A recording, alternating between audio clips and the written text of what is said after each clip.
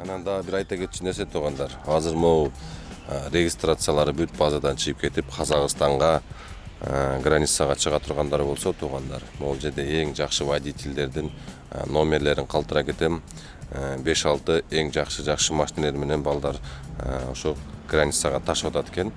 Биздин мекендештерде номерлерине чалып байланышсаңар, арзан жана ишеничтүү алып барып алып жүрүп келет.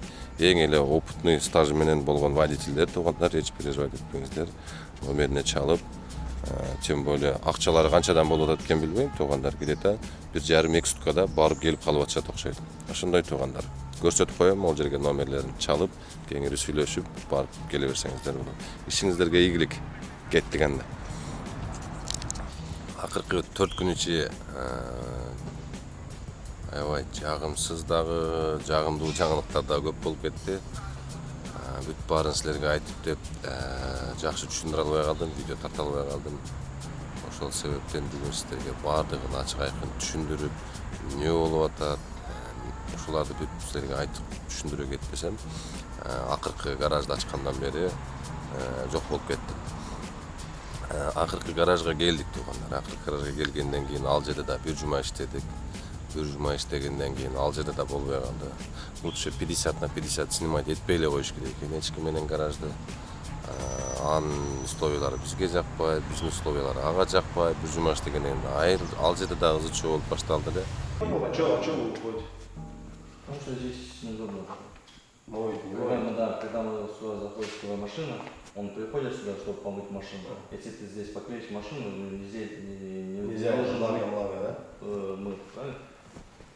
А поэтому тут неудобно. И даже тут условия тоже нет, когда туалет тоже, ты можешь не знаешь, вообще туалет тоже не работает. Так это Нургазы с первого дня знал?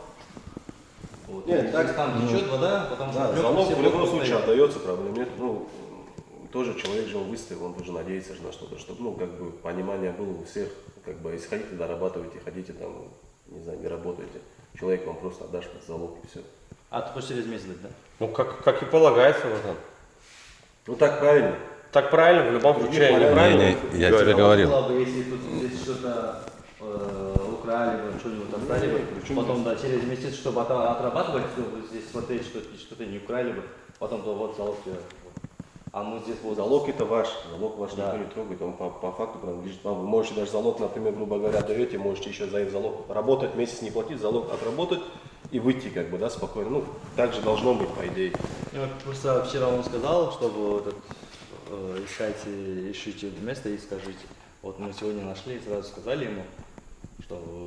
А зачем ты это делаешь? Я говорю, если не устраивает это помещение, все помещение взять если в бы аренду. устраивало, Всё. просто ты помоешь здесь машину, вот поэтому... Я сказал за месяц заплатить, если вам это не устраивает, что здесь кто-то еще. Правильно? Брат, Первый я- день видел эту всю Ты- ситуацию. Я тебе в первый день объяснил, здесь есть мойка, здесь постоянные клиенты, они здесь моются иногда. Также я мою свои машины. Правильно?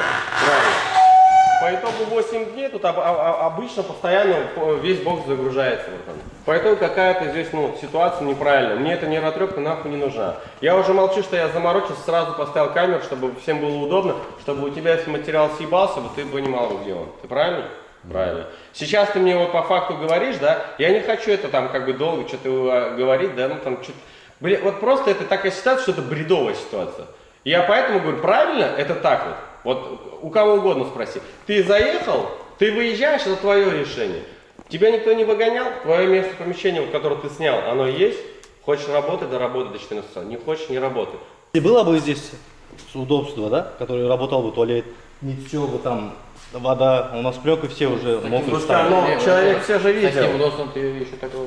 30 тысяч рублей? Ты прикалываешь на лес? Такой в Москве находится. Вот тебе даже в области за такие цены дают. Даже на Дагестане 30 тысяч рублей. Ты никто не даст. Что я видел в первом? месту, да? Что? Отдал одно место. Я, конечно, весь бокс отдал. Конечно, я почему и удивлен. Я приезжаю, вот столько мест, мне говорю, освободи, вот здесь помою. Какие-то обиды, какие-то непонятные, что это такое? Дагы башка жакка көчтүк. Азыр метро Кузьминкиге көчтүк. Волжский бульвар 1, корпус 1 дебиз. Ал жерде да өзүбүз снимать эттик. 2 машина бата турган жер, условиясы өтө жакшы. Wi-Fi, телевизор, кресло, бүт баарын кылып. Сонун кылып ал жака да ачып келдик туугандар. Анан кийин дагы бир жаңылык. Жана Камрини тапшырып жөө калдым. Ачыгын айтсам, эмнеге эшикте отуруп тартатат атасыңар? Камрини тапшырып жөө калдым туугандар. Алар менен мурун силерге айткан эмес элем, условиябыз мындай болгон да. Мен алардын паркын реклама кылып берем, алар мага бесплатный машина бере турган болгон. Мен айткам условияны. Мага комфорт плюс бергиле, хорошо. Мен силерге бесплатный реклама кылып берем, силер мага бесплатный машина бересиңер. Чисто мындай услуга за услуга болупчу. Алар хороший деп сүйлөштү. Уже канча айдап койдум. 2-3 айда айдадым окшойт машинасына адашпасам, 2-3 айда айдап. Кече күнү чакырып туруп айтыптыр анан кийин Нургазы бизге чересчур кымбатка түшүп калып атат. Эсептеп келсек, где-то биз 45 000 айына минуска кирип атабыз. Бул машина лизингде, биз анын акчасын төлөй албай калдык деп. Ошентип айтышты. Мен дагы айттым, хорошо дедим. Анда эгерде силерге ал условия туура келбесе, мен дагы силерди реклама кыла албайм. Машинаңа тапшырып берем деп эле. Ошо айткан күнү эртеси күнү, кече күнү Камрини алып барып тапшырып бердим туугандар. Ошондой туугандар. Комфорт плюс жок эми болду буюрса. Ошо жакшы бир жаңылык туугандар, дагы бир союн жаңылык. Ошол бир выкупка машина сүйлөшүп аттым эле. Ошол машинаны алып келдим туугандар. 2021 жылкы Hyundai Solaris полный комплектация, максимальный комплектация выкупка алдым. Акчасын айтпай эле коеюн, канча экенин айта берейинби? Айтсам ар кандай немелер болуп кетеби деп атам да. Так, могул турган Solaris'ти алып келдим туугандар. 2 жылга 1 миллион 900 алдым. Бирок машина өтө шикарный. Өзүнүн мындай литий дискалары менен бу жерде отуруп албастан силерге апарымды көрсөтөйүн. Так. 2 комплект ключу бар. 2 комплект пульту бар. 2 комплект пульту бар. Өзү заводской. 2 комплект пульту бар. Автозапуск, отпечатка палец дегендей, короче, машинада баары бар туугандар. Эми кымбаты го, кымбат действительно 1 миллион 900 000 эми чисто для себя алдым. Таксовать эткенде таксовать этем, а так өзүм эле айдайм депчи. Камри алайын десем 4 миллиондун үстү экен. Анан баш ортум келип дагычы. Анан кийин ушу кече күнү муну барып сүйлөшүп, могу машинаны алып келдим. Машина кичине могу жерде наклейкалар кете баштады. Таксиге даярданып, өзү эгеси такси деле кылбайт эле мунчу. Г деле чыгып, неме болуп эле полностью эшиктери шумай изоляция болгон, заводской. Полный комплектация, передний, задний сиденьяларынан бери, подогрев сиденья, мультироль, круиз-контроль, голосовой. Бул жакта, короче, сразу могу немелери дагы. Так, жүргүзүп көрсөтөйүн силерге. Пробеги 91 000. Пробеги 91 000. 2020 машина. Бир жак баллонун жели азайып калыптыр. Баллонун желдетип кой деп баллонду жанып калыптыр. Так, задний камера бар, климат-контроль бар. Передний молары полностью высыт, сиденьялары. Максимальный комплектация туугандар, действительно. Это жакшы состояние. Даже сиденьяларынан бери. Так, бул кожа эмес болуш керек, жанагындай эко кожа болуш керек. Че кожа билбейм, короче. Күйгүзүп көрөйүнбү? Күйгүзүп көрөйүн, эки кожа эмес беле. Так. Ошо мынакей сразу iPhone десеңер, iPhone уланат экен бул жака. Android десеңер, Android уланат экен, сразу навигатор автоматически могу как телефон катары иштетилип кетет экен.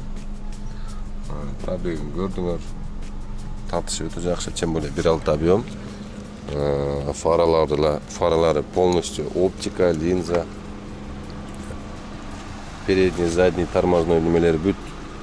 Диск, аркасы барабан эмес. Так, мынакей фаралары бүт мындай немеде. Ксенон фаралары. Тормозной диски, аркасына желдер чыгып калыптыр. Машинасы көптөн бери турат эле, айдалбай элечи. Барып анан алып келдим. Ал жерин кичине бирөөгө урган экен, кичине жарака кетиптир. Так, задний камера. Заднийге салганда. И багажниги. Бир жудуртуп коюшум керек. Полный заводской неме болгон. Шумоизоляция болгон. Ушундай туугандар, 1.900.000га сүйлөштүк, 2 жылга айына 100.000 берем депчи. Азыр Авитадан карасаңар деле полный максимальный комплектациялар ушул акчада болуп атат. Действительно, ачык айтканда. Мага еще 2 жылга первоначальный дагы жок, өзүм таанышым эле. Первоначальный дагы 1 сом акча бергеним жок, айына ошол немеден сүйлөшөбүз деп эле. 100.000 берем. Деп эле кече түнү машинесин айдап келип өдүм анан. Мурун эле алып койбой деп ойлонуп калам. Эми жанагы убакыт сааты эшиктери да мощный жабылат. Убакыт сааты келмейинче эч нерсенин bir жаңсыл болбойт экен да туугандар. Так. Музыкалар деле жакшы, мазак жактары, короче, бүт көрсөтөт мынакей низкий давление шин деп. Мониторлуу немелери бүт. Подлокотник. Мынакей камерасын көрсөтөйүн. Камерасы анчалык камерадегидей тунук көрсөтпөйт го, кичине более-менее экен да, бирок атак широкоугольныйлыгы ушундайлар экен. Жүрүштөрү, нар жак бер жактары, кондиционерлери вообще бомба туугандар. Ушундай. Турам эми айла жок. Так, ключтөрү могу көрсөттүм да, 2 комплект ключу бар. Автозапуску да бар. Полный. Кышында жакшы автозапуск менен. Так, ошондой туугандар. Бүт историяларды айттым, ошентип машинесин алып барып тапшырдым, башка жакка көчтүк, буну алдым. Ушу 4 күнүн ичинде эле ошончо, короче, нерселер өзгөрүп кетти да. 4 күнүн ичинде эле. Так, силерге могун капотторун ачып, мотор жактарын да бир көрсөтүп коеюн. Нургазы 1.900.000ге машина алыптыр, моторун көрсөтпөдү деп капа болуп калбагыла. Бул жактарын. Ну, Солярис как Солярис, только 1.6 объем был. Тартышы жакшы экен. Ушул как обычный эле 1.6 объем. Так, сигнализация, автозапуск, машина өтө жакшы состояние экен. Еще бунун моунусу дагы бар экен. Дополнительно моунусу дагы бар экен. Если что иштебей калса, чагында буну кылат деген окшойт. Заранее аны кылып коюптур. Ушундай туугандар. Так жакшы 90.000 пробег. Вообще айдалган эмес экен машина эми почти. Масло ойдон машина. Присоскалар нормально иштейт экен. ДТП, СТП эч нерсе болгон эмес, бул бир эле кол айдалган, салондон алынган бойдон. Ошо аркасын эле ошо кышында бирөө келип сүзүп алган дейт бамперин. Ошол так караган жерлери жакшы. Стоптору да бүт жана рестайлинговый жанагындай жанат.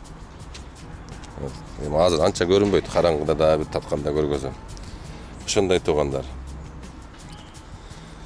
Машинени көрдүңүздөр. Буюрса жакшы видеолор болот. Баарыңыздардын ишиңиздерге ийгилик. Видеолордо жолугушабыз эми. Ушундай.